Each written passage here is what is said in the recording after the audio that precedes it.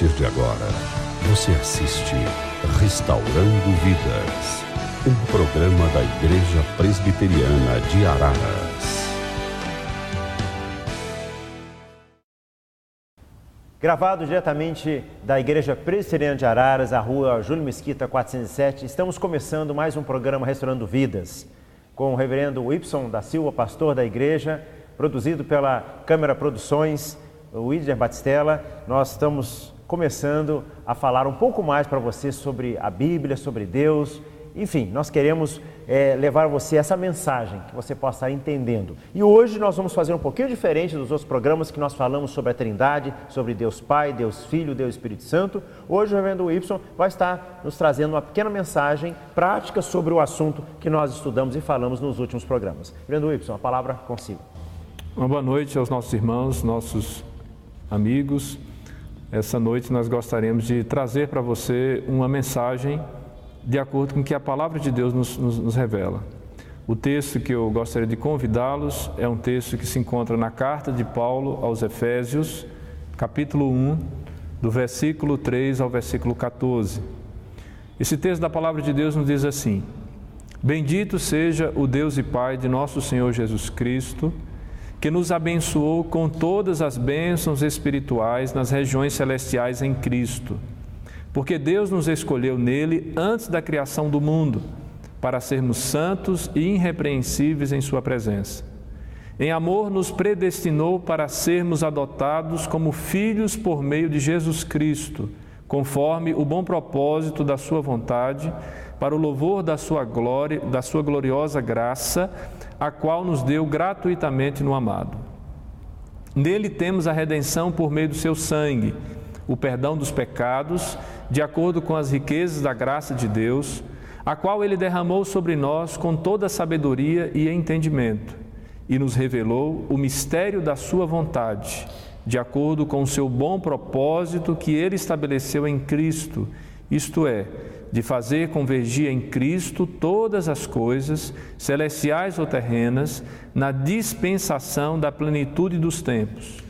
Nele fomos também escolhidos, tendo sido predestinados conforme o plano daquele que faz todas as coisas, segundo o propósito da sua vontade, a fim de que nós, os que primeiro esperamos em Cristo, sejamos para o louvor da sua glória. Nele, quando vocês ouviram e creram na palavra da verdade, o evangelho que o salvou, vocês foram selados com o Espírito Santo da promessa, que é a garantia da nossa herança até a redenção daqueles que pertencem a Deus para o louvor da sua glória. Esse texto nos fala sobre a participação da Trindade no plano de salvação do homem. O apóstolo Paulo apresenta esse único Salvador em sua expressão trina. É o Senhor que nos abençoa por meio das operações do Pai, do Filho e do Espírito Santo, conforme nós vemos em Efésios capítulo 1, do verso 3 ao versículo 4. Agora, o que compete a cada pessoa da Trindade nesse plano de salvação? A primeira ideia que nós vemos no texto é que compete ao Pai eleger. Do versículo 4 ao versículo 6, o plano de salvação nasce e é conduzido pelo Deus Pai na mediação do Filho. Ele nos escolheu e nos chamou para sermos adotados na família de Deus como filhos. Há uma ação da adoção de filho, e isto em Cristo. A expressão em Cristo denota que sem a mediação de Cristo não podemos receber coisa alguma da mão de Deus. Nele temos a remissão dos nossos pecados, conforme diz o versículo 7. Nossos pecados foram de fato perdoados, a dívida que pesava sobre nós foi perdoada. Desse primeiro tópico, quando o texto nos diz que o Pai é quem elege, é quem pensa, é quem elabora esse projeto de salvação, nós podemos aplicar que Deus revela aqui o seu caráter paternal. Muitos de nós, de acordo com a nossa história, com a nossa experiência, às vezes não tivemos uma boa experiência com os nossos pais biológicos. Contudo, a paternidade de Deus pode sim resgatar em nós o conceito de uma paternidade gentil, amorosa, de uma paternidade que é fiel. E a salvação é uma bênção desse Pai Celestial através do seu Filho Jesus Cristo. Em Cristo está estabelecida a forma como a eleição de Deus se estabelece sobre o seu povo. É mediante Cristo, é proveniente da obra de Cristo que nós fomos reconduzidos ou introduzidos na família de Deus. Um segundo tópico que nós vemos nesse texto é que se o Pai elege, o Filho redime. Versículo 7 ao versículo 12, conforme lemos, o Filho realiza a vontade do Pai, a obra objetiva da redenção. O que seria isso? A obra de Cristo que foi realizada fora de nós. Não tem nada que existe de mais especial, mais significativo no universo do que a obra de Cristo na cruz. Em termos judiciais, a dívida que teria que ser paga, ou pelo próprio transgressor, ou por um substituto aceito por Deus, ela é paga através de Jesus. Quando Cristo morreu na cruz, derramando o seu sangue, como nosso substituto, pagando em nosso lugar a dívida criada pelo nosso pecado, conforme diz o versículo 7, uma dívida que jamais teria como ser paga, a não ser através de Cristo. Traz-nos também uma segunda aplicação, a história da redenção e de como o Criador morreu no lugar de pecadores. Esta é a mensagem do Evangelho. A mensagem do Evangelho, ela tem como pano de fundo um homem caído, perdido, totalmente, irremediavelmente perdido, mas que foi alcançado pela graça de um Deus Pai, um Deus amoroso, um Deus cuidadoso. A crença nessa verdade traz a salvação para o pecador. A salvação em Cristo é assim, basta apenas crer. Não somos salvos por obra humana alguma, mas simplesmente por confiar nos méritos de Cristo ao morrer na cruz em nosso lugar. Eu sei que você já deve ter ouvido por aí, em várias situações, alguma forma de você agradar a Deus, de você fazer algo que mereça o favor de Deus.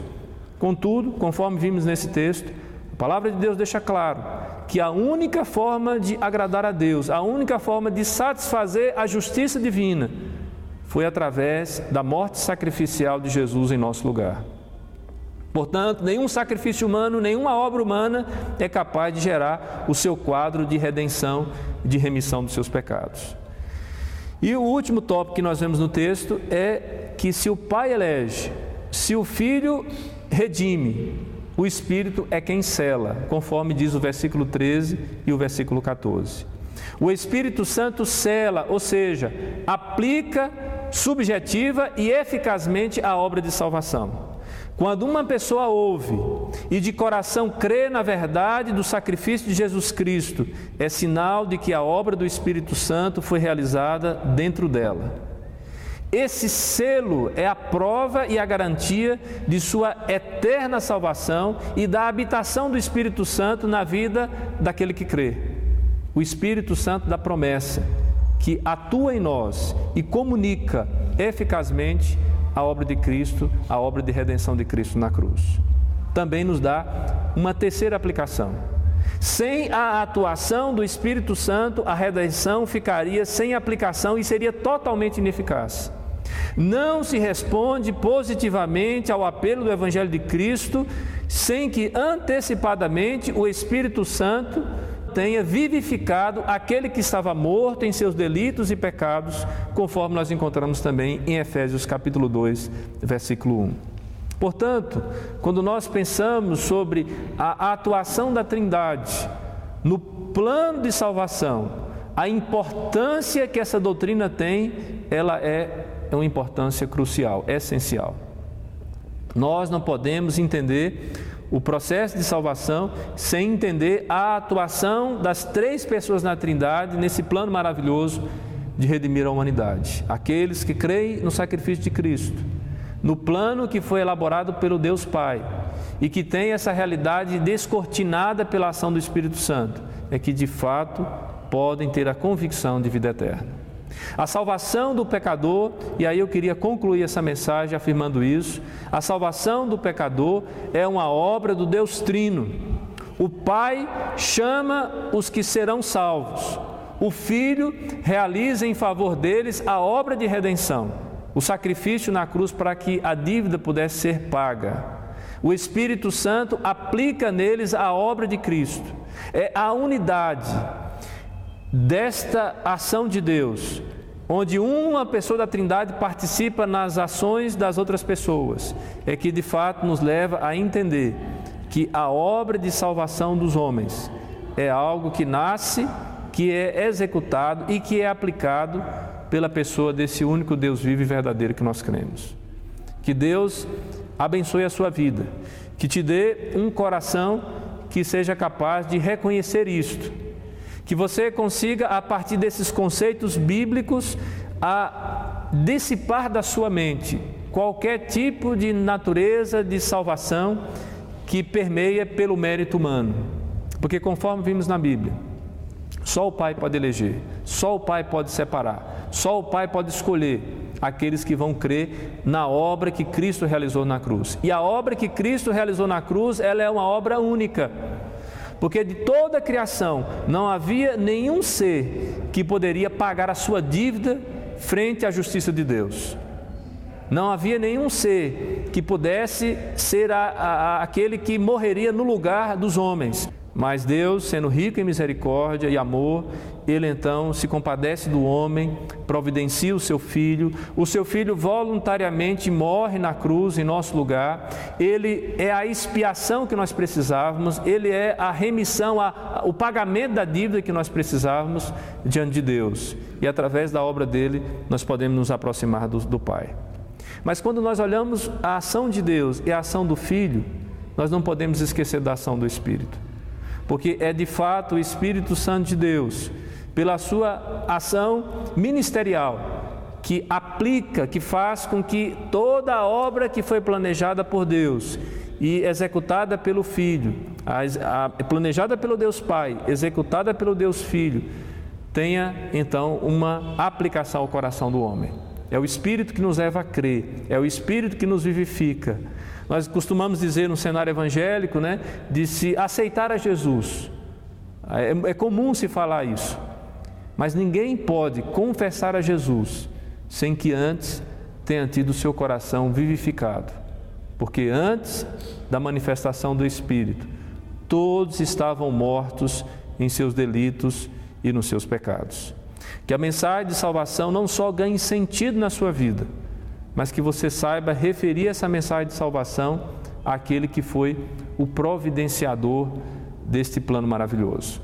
A pessoa do Pai, com a parceria do Filho e do Espírito Santo. As três pessoas da Trindade envolvidas no processo de salvação do homem. Essa é a mensagem que eu gostaria de deixar para os nossos irmãos e amigos que nos assistem em casa.